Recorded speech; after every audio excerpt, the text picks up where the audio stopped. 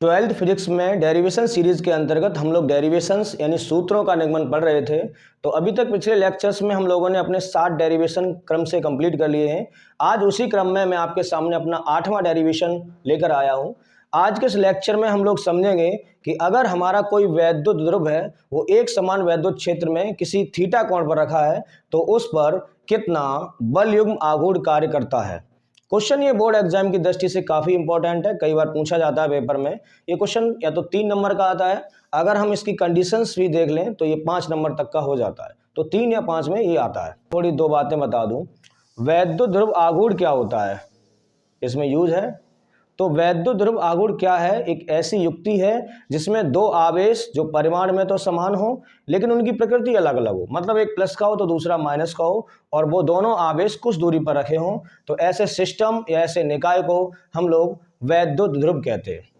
फिर हमने थ्योरी में पढ़ा था, एक इसमें कंसेप्ट और लगेगा, वैद्युत ध्रुव आघूर्ण, उसको हम दर्शाते स्मॉल p से, और इसकी दिशा जो होती है, ये सदिश राशि है, इसकी दिशा होती है माइनस आवेश से प्लस आवेश की ओर।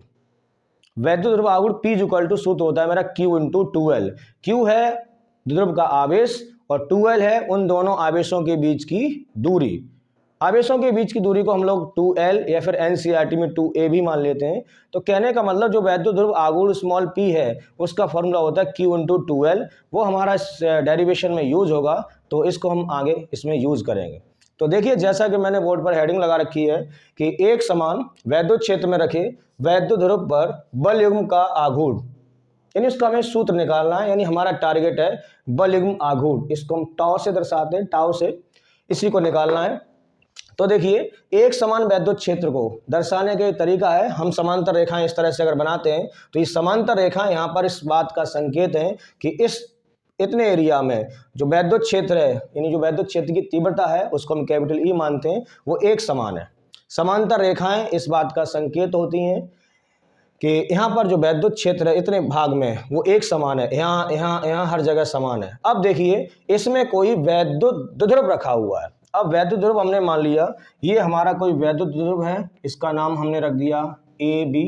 और ध्रुव कब बनता है? अगर हमारा एक आवेश, अगर ये मेरा माइनस Q है तो ये दूसरा आवेश हमारा हो प्लस Q। देखिए, ध्रुव एक ऐसी युक्ति है जिसमें 2 आवेश परिमाण में तो समान है, इसका परिमाण है Q, इसका भी परिमाण है Q, लेकिन उनकी प्रकृति विपरीत है, एक माइनस है दूसरा प्लस है, और ये दोनों आवेश कुछ दूरी पर रखे हों, और आवेशों के बीच की दूरी को हम लोग 2L या फिर 2A मानते हैं। NCERT में आप 2A देखेंगे, या फिर जो भी रेफरेंस बुक है आपकी, एक्टिव है, बालाजी है, नूतन है, इनमें 2L मानते हैं। तो कहने का मतलब है आवेशों के बीच की दूरी, ये यहाँ से लेकर यहाँ तक, इसको हमने मान लिया 2L। अब सवाल आता है 2L ही क्यों मानते हैं, L क्यों नहीं मानते हैं? तो वो कैलकुलेशन में थोड़ा आसानी हो, 2L है तो अगर मध्य बिंदु मानेंगे तो आधा आधा L और L हो जाता है। अब L मानेंगे तो फिर L/2, फिर L/2 होगा। समस्या वहां पर ही आती है। तो देखिए, यहाँ पर आवेशों के बीच की दूरी होगी 2L, इस बिंदु पर आवेश है मेरा -Q, इस बिंदु पर आवेश है +Q। अब आप यहाँ पर ये कॉन्सेप्ट लगेगा, यहाँ इस इतने भाग में वैद्युत क्षेत्र E है और आवेश Q रखा है। अगर कहीं पर वैद्युत क्षेत्र E है और आवेश Q है, तो इस एरिया में वैद्युत बल लगेगा। क्या लगेगा? वैद्युत बल। अब वैद्युत बल का जो सूत्र है वो हम लोग जानते हैं, वैद्युत बल। अगर कोई आवेश वैद्युत क्षेत्र में रखा है, वैद्युत क्षेत्र E में रखा है, तो उस पर लगने वाला बल F इक्वल टू मेरा होता है Q इंटू E। क्या होता है? Q into E। ये वैद्युत बल का सूत्र है, Q आवेश है, E वैद्युत क्षेत्र है। अब यहाँ पर ये देखिए, यहाँ पर होगा क्या, ये जो ध्रुव है मेरा AB, वो इस तरह से रखा हुआ है, और वैद्युत क्षेत्र के साथ जो कोण बना रहा है ये वाला, वो कोण है मेरा थीटा। अब देखिए जी, यही लैंग्वेज मैंने यहाँ पर लिखी है। देखिए यहाँ पर, माना एक वैद्युत ध्रुव AB जो एक समान वैद्युत क्षेत्र E के साथ थीटा कोण पर रखा है। देखिए यहाँ पर एक समान वैद्युत क्षेत्र मेरा ये है, समांतर रेखा ये यहाँ पर दर्शा रही है कि इतने भाग में जो हमारा वैद्युत क्षेत्र है वो एक समान है, और ये है मेरा वैद्युत ध्रुव, ये AB, इसके साथ थीटा कोण पर रखा हुआ है। किस कोण पर रखा है? थीटा कोण पर। अब ये ध्रुव है, और ध्रुव के बीच की दूरी को, आवेशों के बीच की दूरी को क्या मानते हैं? 2L। अब यहाँ पर देखिए, 2 आवेश हैं, एक है हमारा +Q और दूसरा है -Q, और दोनों ही आवेश इस वैद्युत क्षेत्र E में रखे हुए हैं। तो जब कोई आवेश Q वैद्युत क्षेत्र E में रखा होता है तो उस पर एक बल कार्य करता है, जिसको हम कहते हैं वैद्युत बल। वैद्युत क्षेत्र में वैद्युत आवेश पर जो कार्य करे उसे हम वैद्युत बल कहते हैं। तो वैद्युत बल निकालने का फॉर्मूला है मेरा F equal to q into e. ये कहाँ से निकाला? वैद्युत क्षेत्र की तीव्रता का सूत्र होता है E equal to F upon Q, तो यहाँ से F equal to Q E. अब आप ये देखिए यहाँ पर होगा ये जो Q है प्लस Q और ये माइनस Q है, तो इस पर ये होगा, ये जो द्विध्रुव मेरा AB है ये चाहेगा इस पर अब दो बल कार्य करेंगे जिसको हम कहेंगे बल युग्म। दो बल इस तरह से कार्य करेंगे, ये जो आप इसको समझ लीजिए ये द्विध्रुव रखा हुआ है, अब ये चाहेगा कि हम इस तरह से वैद्युत क्षेत्र की जो दिशा है उसके अनुदिश हो जाए, यानी इस पर जो बल कार्य करेगा वो ऐसे कार्य करेगा, ये घूम के ऐसे आना चाहेगा जैसे वैद्युत क्षेत्र है। तो ये तब पॉसिबल है, यानी इस बिंदु पर जो वैद्युत बल लगेगा वो इस दिशा में लगेगा और उसका नाम दिया हमने QE। वैद्युत बल का तो सूत्र क्या होता है मेरा QE, और इस पर जो बल कार्य करेगा इस दिशा में कार्य करेगा, उसका नाम है मेरा QE। अब देखिए यहाँ पर बल नहीं लग रहा है, बल युग्म लग रहा है। वैद्युत बल तो लग रहा है लेकिन जोड़े में, पेयर में लग रहा है। देखिए इस तरह से आप इसको समझिए, इस पर बल अगर हम इधर लगाएं और इस पर इधर लगाएं, जैसे गाड़ी की स्टीयरिंग होती है, जितना बल आप इधर लगाते हो उतना इधर लगाते, इसे हम कहते हैं बल युग्म यानी कपल फोर्स। तो इस वजह से क्या होगा, ये जो द्विध्रुव है वो इसमें ऐसे घूमने लगेगा। देखिए QE बल इधर लग रहा है और QE बल इधर लग रहा है, प्लस पे भी माइनस पे भी, तो इस वजह से ये जो द्विध्रुव है इस वैद्युत क्षेत्र में इस तरह से घूमने लगेगा। और जब भी कोई वस्तु घूमती है तो वहां पर बल नहीं आता है, वहां पर आता है मेरा टाउ, टॉर्क, बलागुड़ आता है। तो हमें उसी बलागुड़ को यहाँ पर निकालना है। किसको निकालना है? बलागुड़ टाउ को निकालना। तो अब आप देखिए लैंग्वेज हमने लिख रखी है कि वो जितना डायग्राम बनाया है वो हमने लिख रखी है। अब यहाँ पर देखें हमें ये लिखना पड़ेगा, जो हमारा बल युग्म QE है ये क्या करेगा, इस द्विध्रुव आघूर्ण, इस वैद्युत ध्रुव को इसमें घुमाने का काम करेगा। ये जो QE है वो इधर लग रहा है, उतना ही QE इधर लग रहा है। अब आप ये खुद देखिए, जैसे द्विध्रुव हो QE बल यहाँ लग रहा है, QE इधर लग रहा है, विपरीत दिशा में लग रहे हैं, तो इस वजह से ये द्विध्रुव इसमें इस तरह से घूमने लगेगा। अब कितना उस पर बलागुड़ लगेगा, बल युग्म का आघूर्ण। बल युग्म आघूर्ण क्यों कर रहे हैं? इन दोनों की वजह से ही, ये जोड़े में QE इधर लग रहा है, QE इधर लग रहा है, इस वजह से इसके दोनों किनारों पर इस तरह से बल लग रहा है, इस वजह से ये घूमने लगेगा। अब हम करेंगे क्या, यहाँ पर एक रचना कर लेते हैं। रचना हमने ये कर ली, यहाँ से इस बिंदु पर एक लंब डाल लिया इस तरह से, ये पॉइंट A है, ये B है, इस पॉइंट का नाम रख दिया हमने C। इसकी हमें ज़रूरत पड़ेगी, वो भी आप सामने समझेंगे। तो अब हमें निकालना क्या है, बल युग्म आघूर्ण निकालना है, तो हम डायरेक्ट इसी बल युग्म आघूर्ण का सूत्र लगा रहे हैं। तो देखें इधर, बल युग्म आघूर्ण का हमारा सूत्र क्या होता है, वो ये है, बल युग्म यानी इसको कपल फोर्स कह सकते हैं। बल युग्म आघूर्ण जोड़े में लग रहा है, युग्म का मतलब जोड़ा। बल युग्म आघूर्ण का सूत्र होता है बल गुणा लंबवत दूरी, बल गुणा लंबवत दूरी, ये सूत्र है बल युग्म आघूर्ण का, बल गुणा लंबवत दूरी। अब देखें इधर, बल युग्म आघूर्ण का जो चिन्ह है वो मेरा टाउ है, इसको टाउ से दर्शाते हैं, इक्वल टू बल। अब इसमें कौन सा बल लग रहा है? वैद्युत बल लग रहा है। कौन सा बल लग रहा है? वैद्युत बल। आवेश Q है, यहाँ भी QE लग रहा है, इधर भी QE लग रहा है, तो इसको बल नहीं बोलेंगे, ये बल युग्म है। इसको हम क्या कह सकते हैं?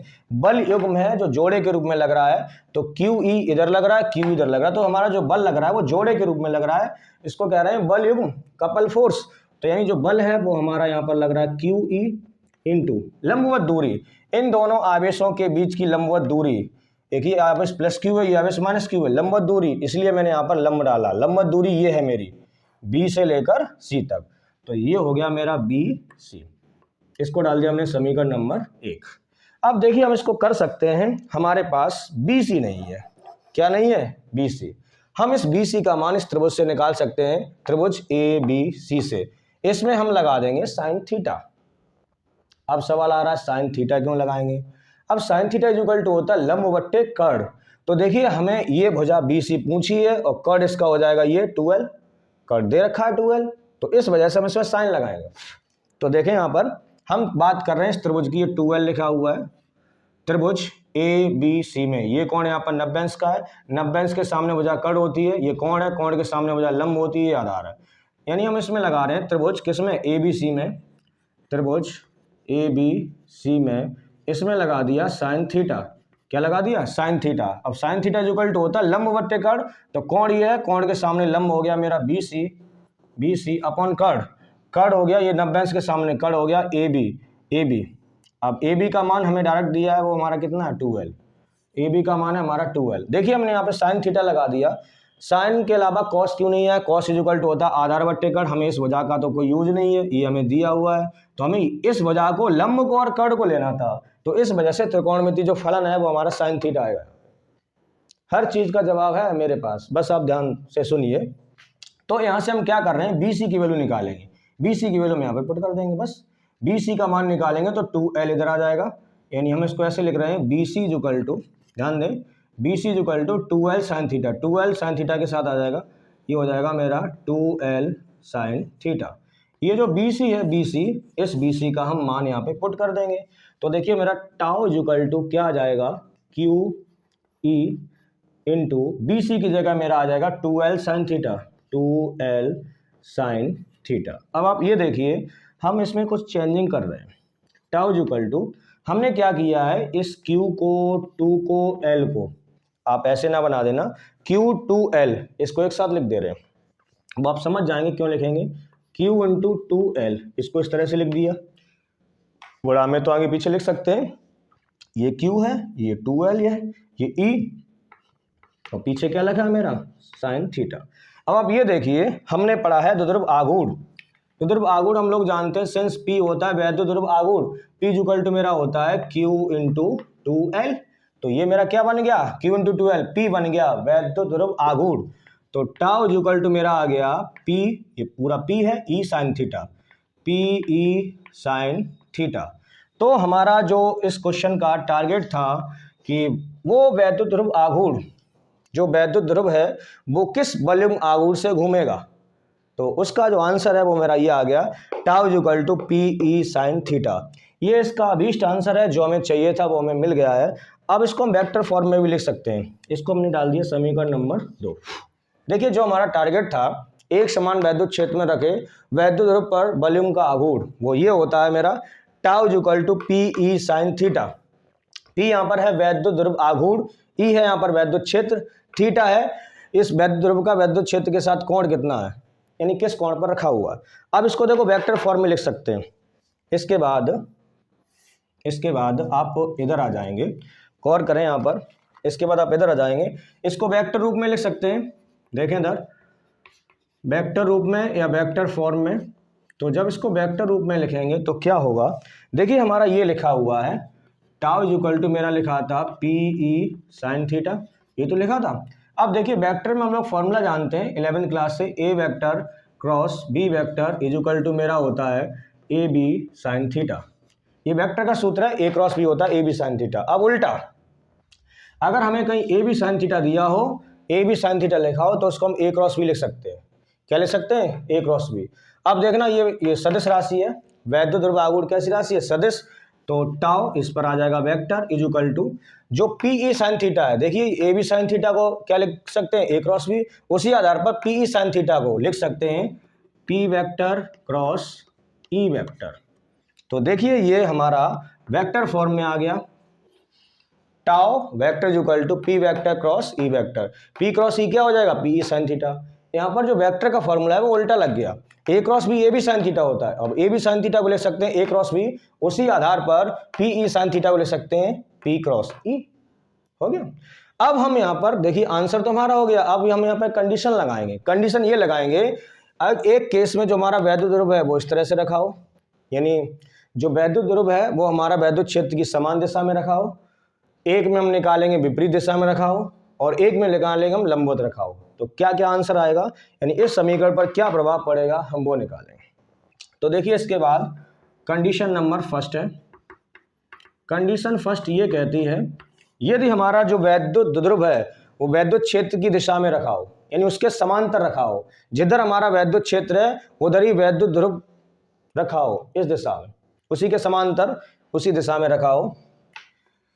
तो मैंने कंडीशन लिखी अपनी, यदि द्विध्रुव, शॉर्ट में द्विध्रुव कह देते हैं, यदि द्विध्रुव कॉमा वैद्युत क्षेत्र के समांतर रखा हो, कैसा रखा हो, समांतर रखा हो। जब समांतर रखा होगा तो कैसी कंडीशन बनेगी वो आप देखेंगे इधर। देखिए जब समांतर रखा होगा, ये हमारा वैद्युत क्षेत्र है इस तरह से, एक समान वैद्युत क्षेत्र इधर है माना हमने, देखिए इधर ही तो माना है, इधर लेफ्ट से राइट, और एक समान वैद्युत क्षेत्र को हम दर्शा देते हैं यहाँ पर ई वेक्टर। अब हमारा जो वैद्युत ध्रुव है वो इस तरह से ना होकर ऐसे रखा है, जब ऐसे रखेगा तो माइनस क्यू इधर आ जाएगा, प्लस क्यू इधर आ जाएगा, यानी इस केस में ऐसे रखा हो, यहाँ पर मान सकते हैं इस तरह से, ये हमारा माइनस क्यू आवेश है और ये हमारा प्लस क्यू आवेश है। अब आप ये देखिए, जो हमारा होता है वैद्युत ध्रुव आघूर्ण, ये जो है हमारा P जो है वैद्युत ध्रुव आघूर्ण है, इसका सूत्र होता है Q × 2L। ये सदिश राशि है और इसकी दिशा होती है माइनस आवेश से प्लस आवेश की ओर। जो भी वेक्टर्स क्वांटिटीज हैं, जो सदिश राशियां हैं, उनकी दिशा होती है, परिमाण के साथ साथ दिशा भी होती है। तो जो हमारा P है, इस सूत्र में जो P आया है, ये वैद्युत ध्रुव आघूर्ण है और इसकी जो दिशा होगी वो माइनस से प्लस आवेश की ओर। यानी इस केस में जब वो ध्रुव वैद्युत क्षेत्र के समांतर रखा है तो ध्रुव आघूर्ण की जो दिशा है वो इधर होगी, यानी स्मॉल p की दिशा इधर होगी इस केस में। अब आप ये देखिए, वैद्युत क्षेत्र भी इधर है और वैद्युत ध्रुव आघूर्ण की दिशा भी इधर है, तो इस केस में जब दो वेक्टर एक ही दिशा में होते हैं, थीटा हो जाएगा मेरा 0 डिग्री। बहुत आसान है, वैद्युत क्षेत्र को हम पहले ही फिक्स कर चुके हैं वो इस दिशा में। अब जो हमारा वैद्युत ध्रुव आघूर्ण स्मॉल p है, जब ध्रुव उसके समांतर रखा हुआ तो उसकी दिशा होगी माइनस से प्लस आवेश की ओर, तो उसकी भी दिशा उधर है। जब दो वेक्टर एक ही दिशा में होते हैं तो उनके बीच का कोण बनता है 0। जब 0 बनता है तो हम 0 इसमें पुट कर देंगे समीकरण नंबर 2 से, तब देखेंगे, तब समीकरण 2 से जो हमारा डेरिवेशन है वो यही है, अब इसी में पुट कर देंगे। तब देखें टाउ इक्वल टू क्या आएगा, टाउ इक्वल टू पीई यहाँ पे आ जाएगा साइन थीटा की जगह कितना पुट कर देंगे 0। अब साइन 0 की वैल्यू होती है 0, साइन 0 की वैल्यू कितनी होती है 0, तो इस वजह से टाउ इक्वल टू कितना आ जाएगा मेरा 0। अब आप ये देखिए, अगर इस तरह से वैद्युत ध्रुव रखा हुआ है वैद्युत क्षेत्र के समांतर, तो टॉर्क कितना आ रहा है 0। टॉर्क 0 आने का मतलब है वो घूमेगा नहीं, उस पर वैद्युत बल तो लगेगा, क्यू इधर लगेगा, क्यू इधर लगेगा। आप खुद देखिए, क्यू ई इधर लगेगा, क्यू ई, क्या ये घूम सकता है, नहीं घूमेगा। यानी यदि वो जो ध्रुव वैद्युत क्षेत्र के समांतर रखा हो तो वैद्युत ध्रुव आघूर्ण स्थिर रहेगा ऐसे ही, क्यू ई बल इधर लगेगा, क्यू इधर लगेगा। देखिए क्यू ई वैद्युत बल इधर लगेगा, क्यू इधर लगेगा, विपरीत दिशा में। आप खूब खींचिए ऐसे, ये घूमेगा नहीं, और बराबर लगेगा तो वहीं पे इस तरह से रहेगा, घूम नहीं सकता इस केस में। अब इसके बाद इसकी दूसरी कंडीशन, इसके बाद आप इधर आ सकते हैं, कंडीशन नंबर 2 देखते रहे ना।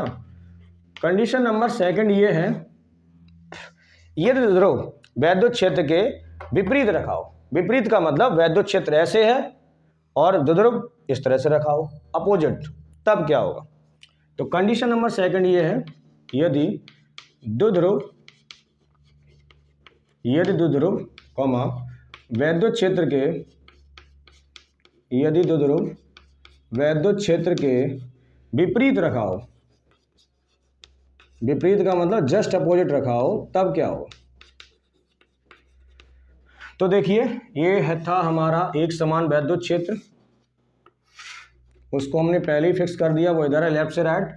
अब हमारा जो द्विध्रुव है, ये था मेरा पॉइंट ए, ये पॉइंट था क्या मेरा ए, और ये पॉइंट क्या था मेरा बी। अब उल्टा कर दें, मतलब बी इधर कर दें और ए इधर कर दें। जब बी इधर आएगा ए उधर जाएगा, तो कहने का मतलब प्लस चार्ज इधर जाएगा माइनस उधर। इसको पलट दें आप, इस तरह से ना होकर उसको ऐसे रख दें, तो इस तरह से कंडीशन बनेगी। ये मेरा हो जाएगा माइनस क्यू और ये मेरा हो जाएगा प्लस क्यू। अब आप ये देखिए, वैद्युत क्षेत्र उस दिशा में है और वैद्युत ध्रुव आघूर्ण किधर होगा, माइनस से प्लस आवेश की ओर, यानी वो होगा इस दिशा की ओर, यानी स्मॉल p ध्रुव आघूर्ण की दिशा है इधर और वैद्युत क्षेत्र है इधर। अब आप ये देखिए, एक वेक्टर इधर है, इस केस में देखें E वेक्टर उधर है और P वेक्टर इधर है, तो दोनों के बीच में कोण कितना बनना है यहाँ पर 180। जब दो वेक्टर विपरीत दिशा में, एक इधर एक इधर, कोण कितने का बनेगा, ये 180 का, समझ गए होंगे आप। तो यानी इस केस में थीटा इक्वल टू हम लगाएंगे 180 डिग्री। तब हम क्या करेंगे, जवाब तो हमें यहीं से मिलेगा, कहाँ से, समीकरण 2 से, टारगेट जो यही था, समीकरण 2 से। तब समीकरण 2 से क्या आएगा, टाउ इक्वल टू पीई, देखें इधर, tau equal to P E, theta की जगह लगाएंगे साइन 180, यानी थीटा यहाँ पर 180 है तो साइन 180 डिग्री। तो tau equal to P E equal to sine 180 की 0 भी होती है 0, त्रिकोणमितीय टेबल से हम लोग जानते हैं साइन 0 और साइन 180, साइन 180 का भी मान 0 होता है, तो इसको हमने 0 लगा दिया। अब 0 का गुणा करेंगे तो टाउ इक्वल टू कितना आएगा मेरा 0। यानी अगर वैद्युत क्षेत्र इधर है और द्विध्रुव इस तरह से उसके विपरीत दिशा में रखा हुआ है तो इस केस में भी वो नहीं घूमेगा। क्यों नहीं घूमेगा? QE बल इधर लगेगा और QE बल इधर लगेगा। जब QE बल बराबर लग रहे हैं, विपरीत दिशा में लग रहे हैं, आप खूब खींच सकते हैं, एक हाथ से उधर एक हाथ से इधर, ये घूम नहीं सकेगा। तो इस केस में भी जब द्विध्रुव वैद्युत क्षेत्र के विपरीत दिशा में रखा हो तो उस पर कोई बलयुग्म आघूर्ण कार्य नहीं करता, यानी वो नहीं घूमेगा, अपनी जगह पे इस तरह से स्थिर रहेगा। अब लास्ट कंडीशन है तीसरी। अब इसके बाद आप इधर आ जाएंगे, इसके बाद इधर condition number third. Condition third ये कहती है अगर वो इसके लंबवत रखा हो, यानी ना वो ऐसे रखा है और ना ऐसे रखा है, अब की बार ऐसे रखा हुआ है लंबवत, तो थीटा कितना हो जाएगा 90। आप समझ गए होंगे। यदि द्विध्रुव कॉमा वैद्युत क्षेत्र के, यदि द्विध्रुव वैद्युत क्षेत्र के लंबवत रखा हो, लंबवत रखा हो, जब लंबवत रखा होगा तो उसका डायग्राम कैसे बनेगा, हम पहले वो बनाएंगे। देखें, ये है मेरा एक समान वैद्युत क्षेत्र ई वेक्टर, वैद्युत क्षेत्र को तो हमने उधर ही फिक्स कर दिया ऑलरेडी। अब लंबवत रखा है इस तरह से, आप देख सकते हैं इस तरह से रखा हुआ है। ये आवेश है मेरा -Q और ये आवेश है +Q। अब देखिए वैद्युत क्षेत्र इस दिशा में और वैद्युत ध्रुव आघूर्ण की दिशा होती है माइनस से प्लस की ओर, यानी ध्रुव आघूर्ण जो P है वो इस दिशा में, यानी P और E के बीच में जो कोण बन रहा है थीटा इक्वल टू, वो कितना बन रहा है मेरा 90 इसका, देख सकते हैं। और इसमें जो थीटा बना था वो मेरा कितना था 180 का। सुनिए, अब वैद्युत क्षेत्र इस दिशा में और ध्रुव आघूर्ण रखा है ऐसे। अब द्विध्रुव आघूर्ण की जो दिशा होती है, द्विध्रुव आघूर्ण की दिशा होती है माइनस से प्लस की ओर होती है, वो नीचे से ऊपर होगी और वो लेफ्ट से राइट है, तो दोनों के बीच कोण कितना बन रहा है 90। जब कोण हमें पता चल गया तो हम अपने सूत्र में लगाएंगे, जो हमारा सूत्र है समीकरण 2 tau equal to P sine theta, यहाँ थीटा 90 लगा देंगे तो क्या आ जाएगा, देखें इधर समीकरण 2 से, समीकरण 2 इक्वल टू मेरा tau equal to P E, यहाँ पे साइन और थीटा मेरा कितना है इस केस में 90 डिग्री, तो tau equal to P E into sine 90 का मान 1, तो टाउ इक्वल टू मेरा आ गया पी ई। अब आप ये देखिए साइन की टेबल में सबसे बड़ा मान 1 होता है, साइन 90 का मान 1 होता है, इस वजह से यानी इस केस में जो टाउ लगेगा वो हमारा मैक्सिमम लगेगा। अधिकतम बल आघूर्ण तब लगेगा जब हम उसको लंबवत रख दें। देखिए कंडीशन क्या रही है, अगर वो वैद्युत क्षेत्र के लंबवत रखा है तो उस पर बलयुग्म आघूर्ण अधिकतम लगेगा। जब वो अधिकतम लगेगा तो QE इधर लगेगा, देखिए QE इधर लगेगा और QE इधर लगेगा, तो इस वजह से वो इस तरह से बहुत तेजी से घूमने लगेगा। तो उम्मीद करता हूं ये तीनों कंडीशंस आपको बखूबी डायग्राम से समझ में आई होंगी। तो हमारा जो टारगेट था एक समान वैद्युत क्षेत्र में रखे वैद्युत ध्रुव पर बलयुग्म आघूर्ण का जो व्यंजक है, जो सूत्र है, वो मेरा होता है tau equal to P E sine theta. Tau है बलयुग्म आघूर्ण, पी है वैद्युत ध्रुव आघूर्ण, ई है वैद्युत क्षेत्र और थीटा है पी और ई के बीच बनने वाला कोण। अब इसको हमने वेक्टर फॉर्म में लिख दिया, तो वेक्टर फॉर्म मेरी आई थी tau vector equal to P cross E vector, P vector cross E vector. फिर हम इसकी 3 कंडीशन निकाल सकते हैं। कंडीशन अगर ये 5 नंबर में आता है तो हम निकालते हैं। कंडीशन पहली है, जब द्विध्रुव वैद्युत क्षेत्र के समांतर रखा हो तो उस पर कोई टॉर्क काम नहीं करता, मतलब वो नहीं घूमेगा। द्विध्रुव वैद्युत क्षेत्र के विपरीत रखा हो उस पर कोई टॉर्क नहीं काम करता, उस पर 0 आ रहा है, यानी यहाँ भी नहीं घूमेगा। हाँ, अगर हम उसको वैद्युत क्षेत्र के लंबवत रख दें, जब लंबवत रखते हैं तो वो सबसे तेजी से घूमेगा। क्यों घूमेगा? टाउ उस पर जो मैक्सिमम लग रहा है। तो आज का जो टारगेट था वो हमारा पूरा होता है और मिलते हैं अब नेक्स्ट क्लास में। तब तक के लिए नमस्कार।